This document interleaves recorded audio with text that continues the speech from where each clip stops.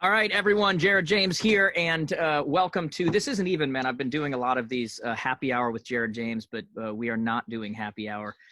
Contrary to what some people may think, that is a lot of hot tea in that cup over there. But I am really, really excited today to have on Mr. Ryan Serhant. Am I saying Serhant correct? I want to make sure I'm saying Yes, sir. Correct. Awesome. Yes, Super excited to have you on, man. I appreciate you being willing to come on here. of course. And I just want to say thank you for letting me dress to impress. I've got a neon orange T-shirt. I've got like a zip-up hoodie that I think my parents have in this house from when I was like 12 or something. It's got like the Boston, South Boston, Massachusetts gym thing that I must have gotten when we first moved to Boston like forever ago. But yeah, man, thanks for having me. Dude, this is like the most dressed up I've been in days. Like this is, I think it's the sign of the times. I would have, if I didn't have to meet people today, I would have been like this up top and had sweats on the bottom. But obviously that didn't happen. So either way, I think it's interesting, like I wrote a newsletter about it a little bit ago. We do this like big money energy newsletter and podcasts and stuff. And just talking about how kind of like workplace norms are over, going forward. And I think you'll still have to dress per occasion, but I don't think people are going to walk into offices anymore, go on appointments and be like, hey, why are you in a sweatshirt? But you're usually pretty snazzy. Like you're like, I've only seen what I've seen on TV, but you're usually pretty, godfathered out. Yeah, I have to be, that's the job at the end of the day. Like my client base, I want to be as large as possible. Yeah. I want to respect and impress as many different people as possible. If I dressed, in gym clothes all day because that's what's most comfortable for me, I wouldn't do as much business. And you can complain about that as much as you want or say, oh, that's bullshit, be yourself. But like, I want to sell to as many people as possible. People judge you in the first 5 seconds of seeing you. And if wearing a suit and tie is all I have to do to sell the most real estate possible, I'll do that. So that's an interesting point then. Do you like wearing, because I've always had the impression that you liked wearing the suit and tie, but I'm getting a different impression now. I mean, I'm so used to it now. I like wearing a nice suit and a nice tie. I like, looking good and looking sharp and looking smart. And it almost to me feels like my costume, like I've been waking up every day in the dark and putting on a suit and tie for 12 years now. Yeah. And it's like I'm putting on my war outfit, it's like my army military outfit, and I'm going out to battle.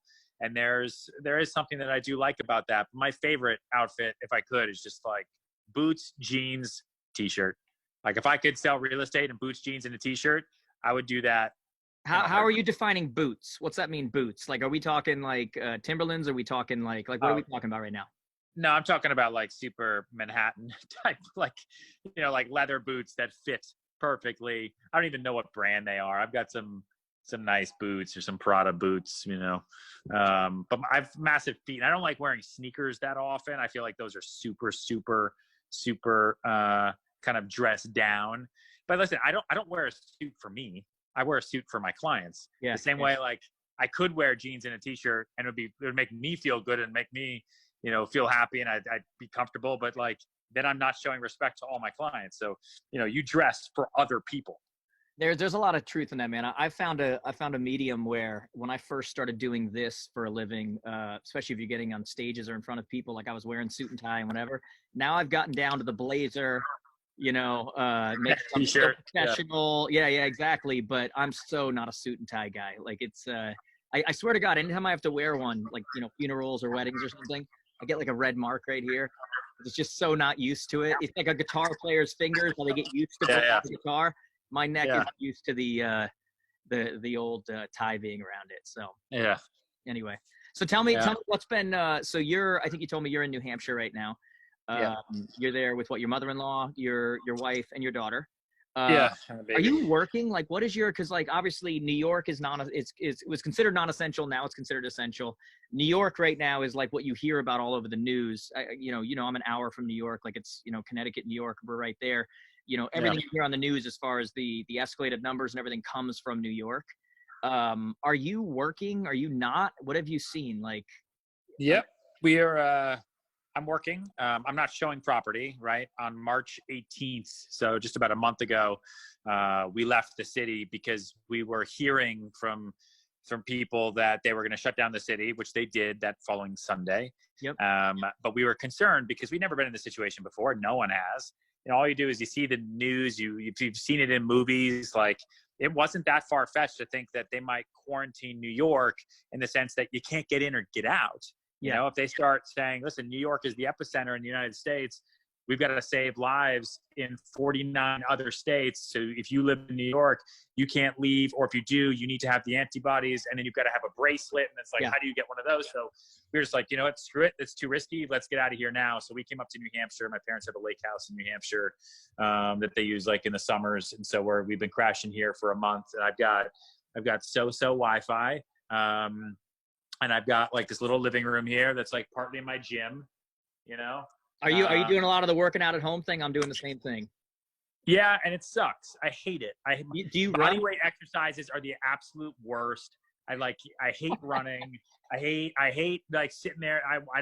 Once this is over, I will never do another fucking push-up for the rest of my life. It's so terrible. And so, are you like pulling stuff up on the TV, like on demand? I miss my routine. Are you pulling up like those on-demand shows? Are you doing like the on-demand workouts, 30 minutes of, pain? No, I give a lot of credit to my gym. I work out at a gym in Soho called Dog Pound. And so I work out with a group of guys every morning at 5:30, and we have a trainer. And so we've kept that going over FaceTime, you know? And so we just have FaceTime, and we set it up, and we do these awful hour-long body weight workouts Monday through Friday. And then I'll do some running, or I'll run around the lake on the weekends, and that's just terrible.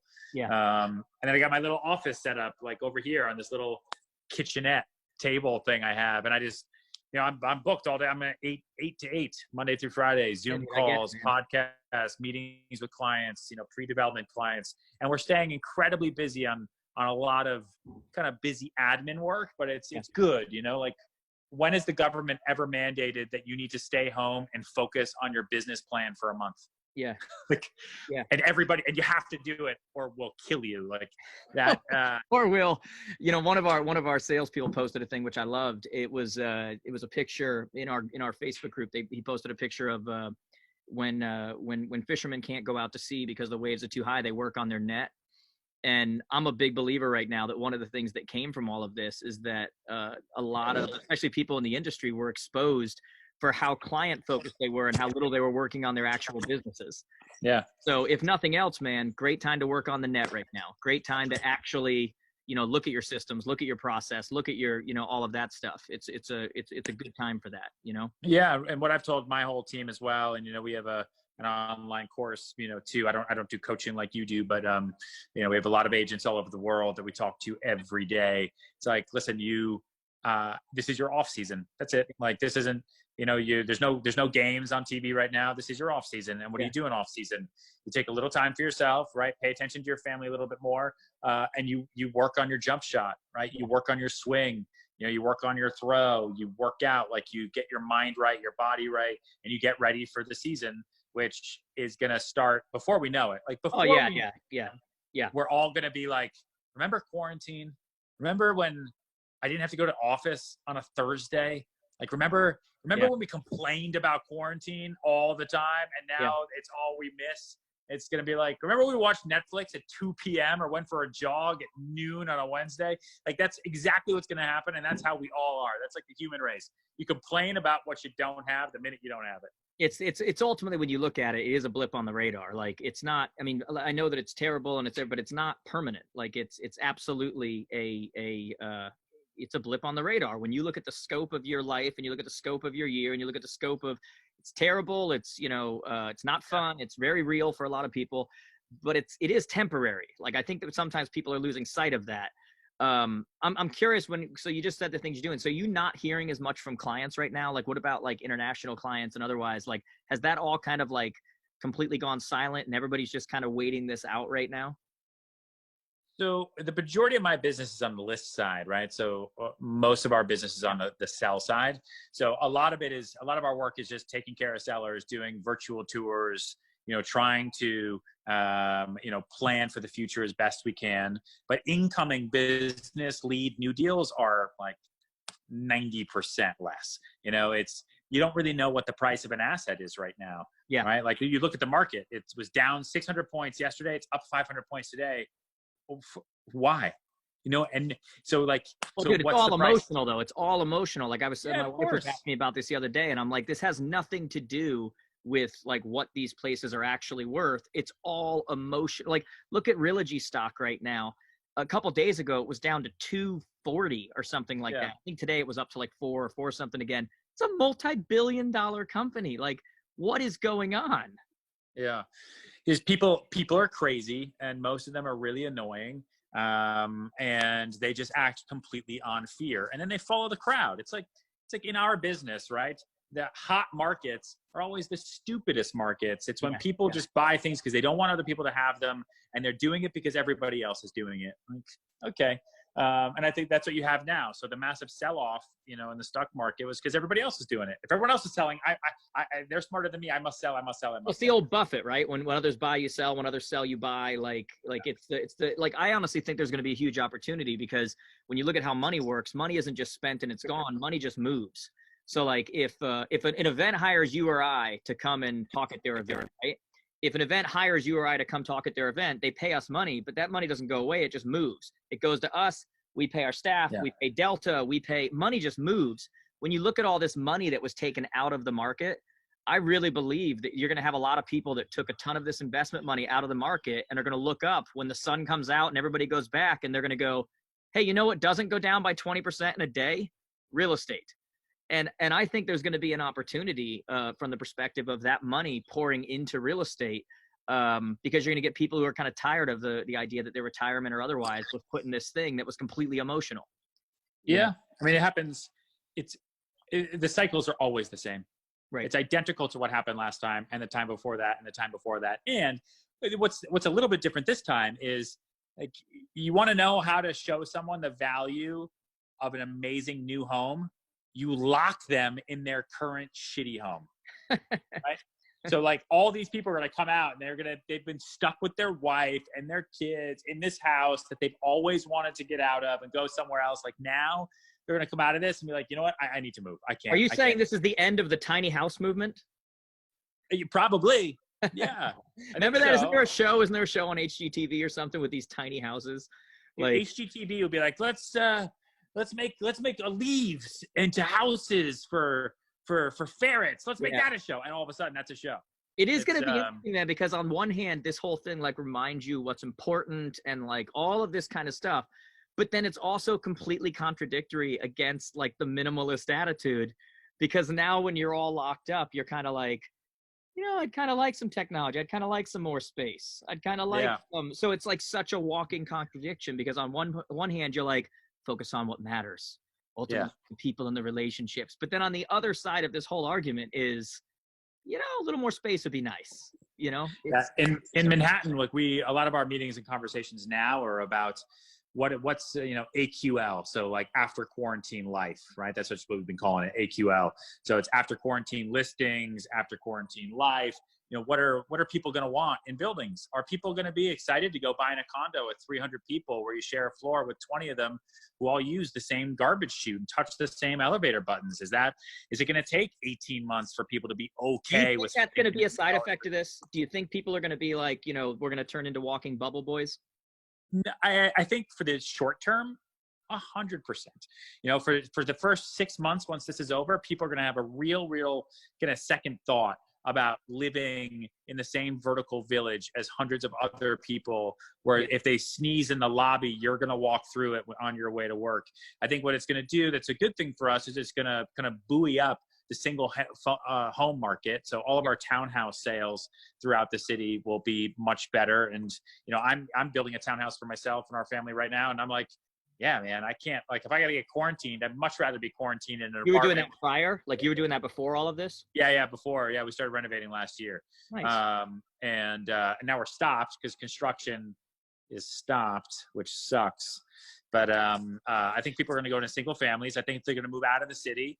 If you were sitting on the fence before this, like you're moving out now. You're going to Jersey, you're going to Connecticut, you're going to, Texas, Florida, anywhere else where you're like, man. Is that good for you or bad for you? Like, is that like, it provides obviously you get to sell it, but they're not staying where you are.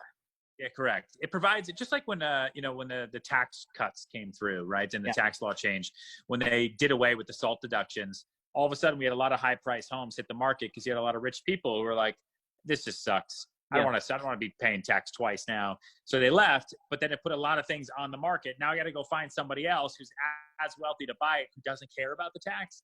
So it's, I think you'll see a small exodus from the city, the same way we saw after 9/11, the same way we saw after Hurricane Sandy, the same way we saw after SALT, and you'll see the same thing now. It provides more opportunity, but New York doesn't change, right? I was gonna say, but ultimately, I mean, a certain amount of time, people come back, and it's, you get back to normal, so to say, right? I mean, yeah, dude, mark my words, man. 24 months from now, the stock market will be well over 30,000. Yeah, come on. Right? Yeah. People are going to be, they're going to be on jets and planes again. No one's going to care. Dude, I don't invest generally my money in the stock market, but I'm going to be very honest. The last couple of weeks, I threw a ton of money in because I was just like, this is not like, this is going to go up. Like, this is, it's just an opportunity, I read an article about this guy who's a goat farmer. Yeah, I read an article about a guy who's a goat farmer who has an investment company where all they do is they invest in the hope that one day the world will come to the end. And every day they lose a little bit of money. And they've got these investors that just believe that one day there will be a correction, and every 5 to 10 years there's a massive correction. And on that, like 1 week, they get paid off, and that fund like loses money every year, and it's always laughing stock. And in 1 week in March, they returned 4,200%. And he's like, this is the best investment you guys have made in the last 5 years. Thanks for sticking with me. Now we're going to go back to it. They shorted the market. They were basically, wow. All day, every day, until one day you just got to wait. They're like, see? That's awesome. So tell me, like, what's the structure of your team? Like, do you run it like a brokerage in a brokerage? Do you run it like a team where people are actually just focused on buyers and other people are focused on sellers? What is the structure of your team? I kind of run it like a brokerage. We're a company within a company. Yeah. A lot of the lead flow comes through me, and then my job is to keep everybody, fed, and they all work on my listings, work on my buildings. But every agent also is able to go and get their own business and get their own listings, and I help them in every way possible. The team is kind of segmented into locations. So I've got people in Long Island City, people in Brooklyn, people in Lower Manhattan, people in Upper Manhattan, just so that they can sell what they know. And I view myself, I kind of look at it like a football team. When we do one deal, it's not like everybody on the team gets paid for it.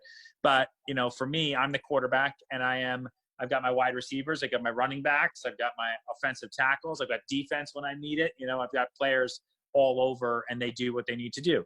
And everybody has the ability to make a lot of money and be as successful as possible. Awesome. So I had a question about that. So I've been watching what you're doing. I'm a big believer that you're always working on two businesses, or you should be working on two businesses: the business you're in and the business you're going to be in. So a certain percentage of your time goes into the business you're in, and a certain percentage of time goes into the business that you're going to be in. Basically, always trying to put yourself out of business, or what's next, how do I stay ahead, that kind of stuff. Sure. It's a two-part question. I'll ask the first part first. I've noticed what you're doing with the vlog, right? Where you're doing a lot of stuff with your vlog, and you're doing a lot of stuff on YouTube, and you're doing a lot of stuff, on those places. Is that you looking at television and future-proofing yourself, or is it just like for you, just another platform, or is there any intention in that? Yeah, 1,000%. I mean, so 2.5 years ago, I set up a separate company called SMG, which stands for Serhant Media Group. And I got a bunch of full-time employees, admins, videographers, photographers. And I said, listen, that's what I was thinking. Yeah. So I said, listen, I think that, because I always try to look like 10 years into the future. Because when I got into this business in 2008, it took me 2 years until 2010 to figure it out. I was like, this is where I want to be by 2020. Yeah. And I got there by like 2016. And so then I've had the last 4 years to really figure out how I want to get to 2030 even better. And, $1 million listing when it first started on Bravo was watched by like 25 million people. right? It was massive, like the phone calls, emails, everything. I don't think you could ever get those numbers now on TV. Like, that's insane. No, you can't. It doesn't exist anymore. So, 5 years of the show go through. It's awesome, awesome, awesome. And then people stop watching TV less and less and less. And there's all these other streaming platforms and people only have so much time. And so it's like, you know what? One day, not today, not tomorrow. We're still filming the show now. Like one day, TV won't be what we know it to be. And I don't want to be the guy that's like stuck around, in the newspaper business, saying the internet was just a fad. So, and I saw a lot of younger people. So all of my clients' kids didn't watch TV. They were all on YouTube all day long. That's they said, let's do what we do on television, but let's do it on YouTube and do it our own way. So let's start this vlog. Let's do properties. Let's do inspirational stuff. Let's do day in the life. And let's get a following now of future buyers. So I'm going to spend the next 10 years building a following that will turn into clients in 2030, both buyers, sellers, developers, but also potential future agents that can work with me. And so there was a very concerted effort to all that, and on everything that we do across all social platforms, the way that we showcase all of our properties on video, the things we got that we're planning to roll out this year. We're always trying to anticipate what's going to happen next. Because I just don't want to be left in the dust. I don't want to be that guy who's like, oh, damn it, I didn't see it coming. Dude, we're on the exact same page, man. And you talk about the kids. I mean, my kids don't watch any regular TV, even if they want to watch something on the Disney Channel, they do it through on demand. Like it's not the same. Why would you wait?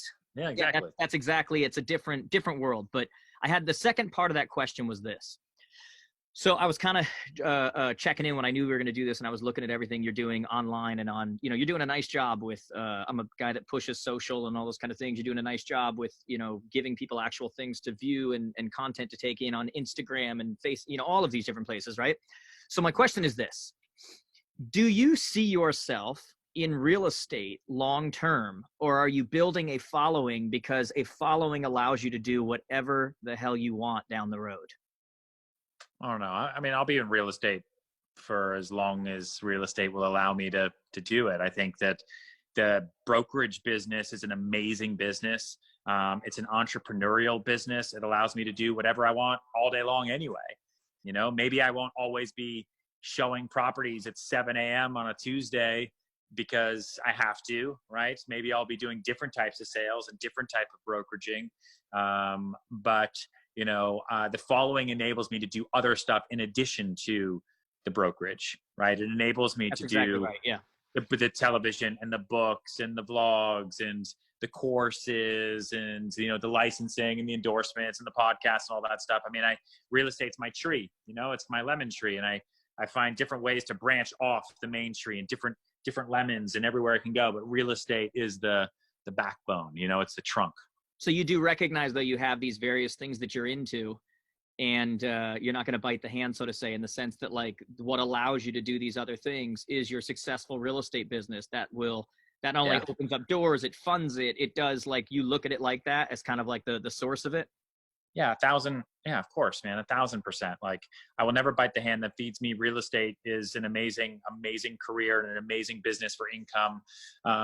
And every single day can be a brand new day. I don't wake up and go to a cubicle every day. I wake up and my phone could ring today because someone got a mailer or saw a sign, and boom, that changes your month. Like that is, we're all crazy in this business. We're all gamblers, but we're addicted to it. I say it all the time. There's something a little off if you're in real estate. Like there's, it's not normal people. Like that's, like it's on that same note. Are you, so like, I think you and I were talking beforehand, and we did the same event last year, the year before, or something like that. And we're at the airport at the same time. Like we do events, we travel, we do, whatever.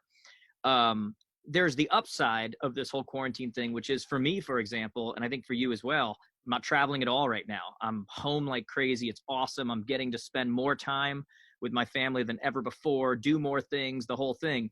Then there's this other side too, understanding who I am and how I'm made up, that is like yearning to like go do something and go. Do you relate to that at all? Or are you just kind of like, no, I'm just loving chilling. Like I'm good. Lock all the doors. No, man, I'm losing my fucking mind. Okay. That's what I'm trying to figure out right now. Yeah. No, listen, no, dude, I'm not inside hanging out with the baby, eating cookies right now. Like I'm in my little home office here. I've been here since 8 a.m. I'm going to be here till 8 p.m. and I'm building as much as I can. I'm business planning. I'm worksheeting. I've got all of my docs laid out in front of me as I figure out. I'm like I said, I'm using this as my off season. Like it is what it is. We're all in it together. So I might as well use it. Let's brainstorm. I want to come out of this way ahead of everybody else who took this time to relax. Dude, yeah. And listen, the bonus time that I have is there's no commuting time. Doesn't take me that long to get from my kitchen to my home office. So I'm not stuck in traffic. I don't have any dinner events that in New York for me, that's a huge, like every week, every night I have 1 or 2 different events that just takes up so much time. And so if you add all that up, I'm putting that back into like the baby and wife and home dinners and stuff. So that's cool. But the work, I feel like I work more now than I ever did before because I'm not doing none of the showings or the driving around or kind of like all the stuff that you have to do just to make business happen. Yeah. I used the example earlier on a call I was on with with one of the brands. And I said, look guys, look at what's going on with the NBA. They suspended their season, but they're going to start back up in the summer and then go into the playoffs. And I said, watch what's going to happen. Lower seeds are going to beat higher seeds because the star players on the higher seeds simply sat around and gamed all day. Like they got out of shape, sat on their couch, and played games all day long, and they're going to go back into the season and not be in shape, right? Yeah, but the younger guys are going to be the ones who are practicing every day. And yet, like from an agent perspective or a real estate perspective, it's very similar. You talk about working that plan. I called it working the nets as a fisherman or whatever. Like you can either prepare for this surge that is coming right now, or the sun's going to come out. They're going to open up businesses, and you're going to get up like a bear out of hibernation. And sit around for a couple months while everybody else is selling more properties in the next 2 months than they did in the last 6 because they prepared for that surge ultimately, right? Yeah. I'm curious for you. I saw something, and I could be wrong here, and tell me if I'm wrong, but I thought I saw that when you first started in real estate, I know you did rentals and you did those, but I thought that the main way that you were really kind of growing your business was through like prospecting, whether it was through postcards, whether it's through just making calls to people. Is that how you kind of started? I never cold called because but I did postcards. I would do cold meets. So I'd meet people like in Starbucks outside Saks Fifth Avenue, and I would talk to them, and I would, if there was a pregnant woman, I'd congratulate her and then tell her if she needs more space. I'm a real estate agent. Let's go find that 2-bedroom. I would do stuff like that.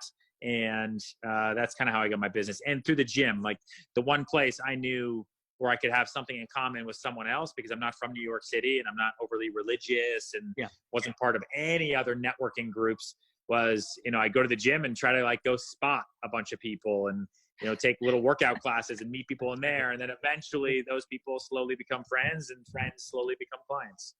Now, how has that, I hate it when people ask you and other people, how's TV changed, whatever. But now more as like an established person in real estate in your area, how has it changed as far as how you're going after business now? Are you basically now just, dealing with networking and referrals and doing that stuff? Are you still doing active marketing, going out to people, still doing the postcards, still doing the, like, how has it changed for you from a marketing perspective? When I started, it was just me. So everything had to be just me. Now I have 60 people underneath me who do all of that stuff. So my job is to quarterback deals all day. I very much see myself as the CEO of the team. So my job is to manage and drive the ship, and bring in business and go and pitch. So when I'm in the city, I'm in the back of a car and I'm going from pitch to pitch to meeting to meeting to pitch to pitch to meeting to meeting. My team's job is to go out and prospect, to close, to do the showings and do all the other work. I'm a big believer in there's only so much time you have in the day. Like after sleeping and eating, you have roughly 1,000 minutes a day, right? Like you're the CEO of your own bank of time that way. Yeah. So how are you going to divide out those 1,000 minutes so that you're not spending it stupidly? And you should only be doing things every day that only you can do. So, anything else, paperwork, that showing, this thing, that thing, you should have somebody else. And even if you're a brand new agent, you need to learn all that stuff because you're the only one who can be doing it. But slowly but surely, you get a junior agent underneath you. Then you get an intern. Then you get an assistant who can help you with emails. And then slowly but surely, like if you build it, they will come. It's real. You're making sure that I like to say that the old adage, whenever people talk about time management and all this kind of stuff, they always say things like, we all get the same 24 hours in a day. And it's basically a way to make you feel like crap that, Steve Jobs has the same number of hours and look what you're doing, right? And I'm not a believer we all get the same 24 hours. We get the number of hours according to the infrastructure we create, which means that, if you have 60 people under you, that's 1,440 hours. So if you compare you to somebody over here who's all by themselves, solo, has no help, is doing everything in their business, is doing whatever, they've got 24 hours to compare against your 1,440. The point is, when you're talking about you either run a business or you run around, infrastructure is what creates more than 24 hours in a day, right? As an organization, you're going to be able to do more when you've got infrastructure, when you're able to leverage other people's hours, quite frankly, doing what they do best. Some people are awesome at paperwork. Some people are awesome at marketing. Some people are awesome at, you know what I mean? So that's kind of, that makes sense to me. So you're not doing, the marketing or the prospecting or the whatever. You have a team that's doing that. And then your job is to show up, be the face, and really kind of close, right? It's to shake hands, kiss babies, be a face, and really be the rainmaker a little bit. Yeah. I feel like a big part of my job is starting deals and then closing them. So bringing them in, I've got a team to manage all the plays in between, and then I'll go in and I'll close it if I need to. But my, brokerage is a volume business. I don't ever just want to do one deal. I want to do 100 deals, but I need to know how to manage all those balls in the air. And actually the book, the Sell Like Serhant book that I wrote was initially called Balls Up. That's how I sold it to the publisher. I'm sorry. And then what was it called? Balls Up. And they didn't think that was a good idea, huh? No, they thought it was a great idea when they bought it. And then they all sat me down in this room with all these people to have this really serious conversation with me about changing the title. And they're like, we don't think this is a good idea now. Yeah, that's a different book. That's a different book. Yeah, but the idea is that it's my sales game theory, right? If you can create a system to manage as many balls in the air as possible, you will be a more successful salesperson. And that's how you build a successful sales career. I was never interested in trying to help people figure out how to sell one thing, because every individual sale is so different. Every conversation is so different.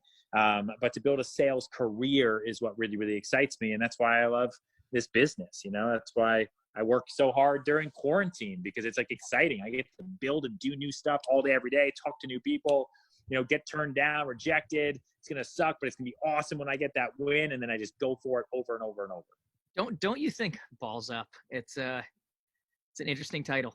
So don't you think right now, though, so you're talking about working, because you said what you said, but you're working so hard during this time frame. And dude, I'm the exact same thing. I'm working harder than ever. Like, everybody wants a trainer right now, right? Like, it's like a, whatever. Don't you think that this is the moment where I always say, like, winners win, leaders lead? Like, once everything's taken away, once it's not easy, once we're not in a situation where everybody can be an entrepreneur, once whatever, like, as difficult as it is, I think that people like you and I actually have an advantage, because we're all playing on the same chessboard. And right now we're figuring out who's pawns and who's kings. And it can't be hidden. I almost feel like, as bad as this is right now, it actually gives people like you and I and others who are true entrepreneurs an actual advantage, to where because someone's going to win, right? It's not like people who are listening right now, on their side of the tracks, the economy's been paused and everything's whatever, but 2 miles over, everything's perfect and nothing. Everybody's playing according to the same rules right now, which means somebody has to win. Don't you think that times like this actually give the true entrepreneurs an advantage, that, like, they're playing in the same rules, but somebody's got to win? What do you think? Yeah, man. Scary times like these are the mother of invention. Like, it's you are forced to be creative. You're forced to be innovative. You're forced to think outside the box. You're forced to focus on yourself, brainstorm, game plan. And, I think the people that have that in their blood, who like doing that stuff, are the ones who always come out of this with new ideas, new things. I mean, just look at, like, I don't know, you're talking about sports, like basketball came out of a recession, like, literally look at the history of basketball, came out of a recession. Is how do we take, playing soccer outside, and you do it inside and put up this net, and that's what happens. Right. Superman, the character of Superman came out of the Great Depression. It was America needed a hero. right? America needed a hero, and here's Superman, right? Look at this guy who can save us from everything we're going through. And that was in the 1930s, right? The stock market crashed in 29. And it was a complete disaster. So, you know, I'm more excited to see like what the 20s are going to bring, right? We're gonna have the roaring 20s. And then everything's going to fall apart again in the early 30s, and we're just going to have to go through it, but it's going to be fine. It's always the worst it's ever been, and then it's always fine. Isn't it always? Isn't this always the worst, and nobody's ever, and it's always, right?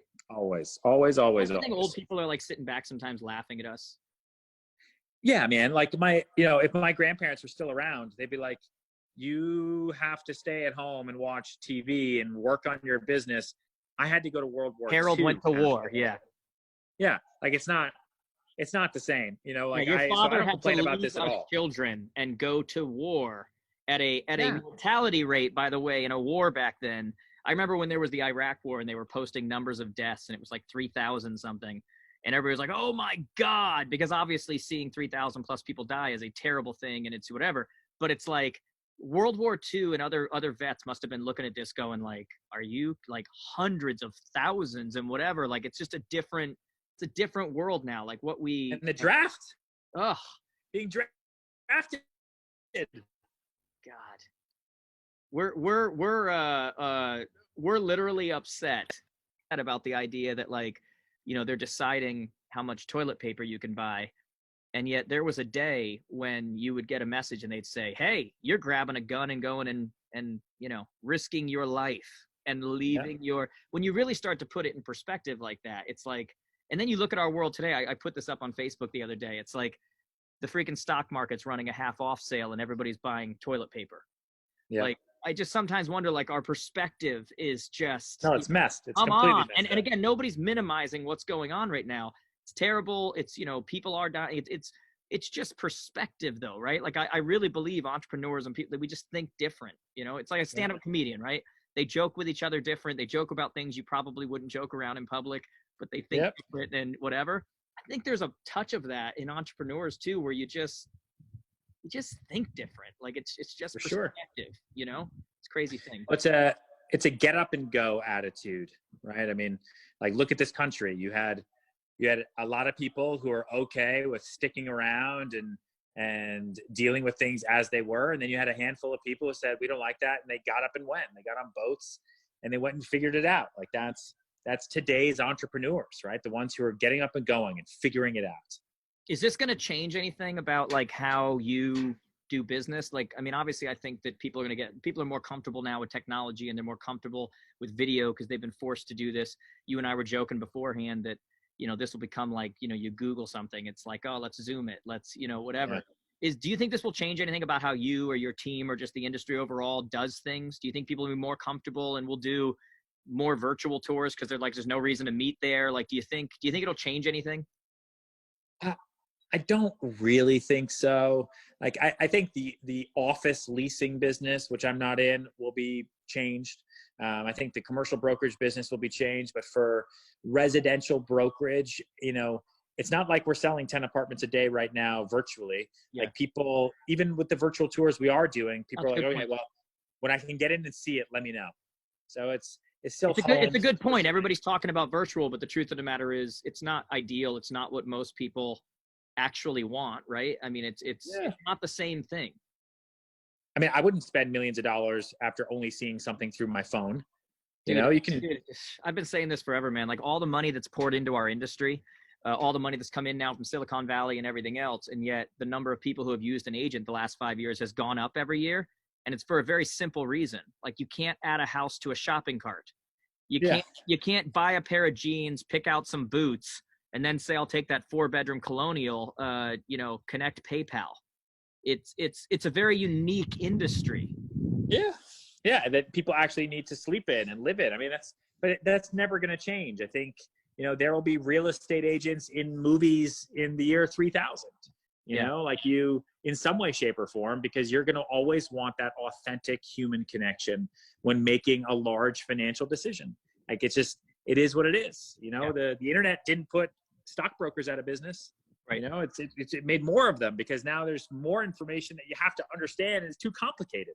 So you need even more people to help you understand what's going on so you can make the best decision with your money and for your family. And that we do the same thing as real estate agents, and we do it physically. And I don't really see that changing, you know? It's an emotional thing, right? I mean, when you start talking about real estate, like and like you said, it's not the price of a $5 whatever. It's when you got to see, feel, touch. Where do you think right now, last couple of questions here, where do you think right now people's focus should be? You talked about your work and your business plan, you're doing those things. Are you pivoting on that? Are you like, where do you think people should be focusing right now, agents and brokers, until, as I said, the sun comes out and they say back to work? Where do you think the focus should be? I think people should be focused on keeping their habits and keeping their routines going, so that when this is over, you're not that athlete that's been sitting on the couch, overweight, out of shape, and then, oh shit, I got to get back into it. Because then you're just going to lose even more time. Yeah. Like you had a month, right? Or you had 2 months, or whatever this is going to end up being. Like, soak it up, but focus on your morning routine, and focus on figuring out how to build your network right now. Yeah. What's going to happen when this is all up, right? Everyone's going to want to meet. There won't be parties right away, but you're going to be able to get a cup of coffee with somebody way easier than you ever were before, because people are going to miss that simple human interaction. So, start a Facebook group in your town for dog lovers if you don't have one already. Be a creator and a leader in your community that way. Get 12 people to join. Tell them all they got to invite 2 other people. Now you got 24 people in there that you never knew before. Yeah. They all have dogs. When this is over, boom, it's 24 new friends and clients that you'd never had time to set up before. Like little things like that, people need to be thinking about in terms of their business after quarantine. And that's what I'm working on with my team every day. Has this messed up, were you guys filming or anything? Did this mess that up at all? Or Yeah, totally messed it up. I mean, we're filming a lot on our own now, on our phones. So if you watch the show when it comes out this fall, season 9 there'll be an episode that's, the quarantine episode of, all of our deals being lit on fire by this virus and us being stuck at home and growing out beards and stuff. But yeah, we're on hiatus. Can you make sure you include in there your interview with the guy where we tried to go Facebook Live about 50 times? Yeah, and it didn't work, and that's why technology doesn't work. Yeah, exactly. I'll include that. So it did though. So you guys, oh my God, you guys are shooting from your phones and everything. You're gonna throw that up there. And what do? Do you send it in and they have to approve it? Like they look at it and they're like, okay, I mean, they nothing gets approved or disapproved in front of us. If it's terrible, they just throw it out. But just shoot a bunch and send it over. We put it on like a Bravo shared drive, and they would take it and try to figure it out. But it's tricky. Like, this isn't, this is a long-term kind of shutdown. So there's only so many things I can film myself doing. It's like beard grew a little bit more today. I'm at my desk a little bit more today. Here's the baby. Have you dressed up a ball yet? Named it Wilson? Like, are we at that level yet? Or are we just... Yeah, it's my daughter. I dress her up every day and call her different things. I'm like, today I want a son. You are Zorro, my son. Today I want a son. That's nice. Yeah. That would be television. Yeah, I get it. So I would think, they don't approve or disapprove. They're just like, hey, Ryan, maybe you should upload some more content. We need some more video, Yeah, crazy, man. So we're gonna take this, man, and we were hoping to do it on Facebook Live, but obviously that didn't work. So I'm gonna throw it up on Facebook. That sounded terrible. I'm gonna throw it up on there, but I'm going to put it on Facebook later, put it on our podcast, put it on YouTube, those kind of things. Obviously, a lot of the people who follow me are already a fan of you because I'm in the real estate industry and you're in that industry as well. How can they connect with you? How do you want them to connect? Just everywhere. Course is RyanSerhant.com/Instagram @RyanSerhant, the book. So like Serhant everywhere, just my name. So you actually got the @RyanSerhant for everything? Yeah. Oh, I hate your guts. I'm Jared James today on everything because Jared James was taken on everything. It was like something out of. Well, it's more that's it. The only people who have the last name Serhant are in my immediate family. So if any of them had Ryan Serhant, I'd kill them at Thanksgiving. I went and bought all the domains and everything for my children years ago. Yeah. Went and got it taken care of. But awesome. You have to. Awesome, man. Hey, really appreciate this, man. Honestly, I feel like I could talk to you for ever. Like a lot of stuff as you're going into stuff. I could sit here and go back and forth on a ton of things. So I appreciate you doing this, man. Sorry about the tech difficulties in the beginning. No problem. Glad we were able to make it work. Yeah, but I think everybody's going to really enjoy this one, man. So thank you so much. I'm sure we'll run into each other at an event or something coming up, but good luck with the new season. Everybody, like I said, at Ryan Serhant. You can check that out. RyanSerhant. Did I do that correct? Yes, sir. Yeah, guys, make sure you go check him out and shoot him a message, shoot him a line, and just say thank you for doing this. Just show him a little bit of love for doing this, guys, because I know you're going to enjoy the interview, okay? Thank you, everybody. We'll see you soon. All right. See you, man.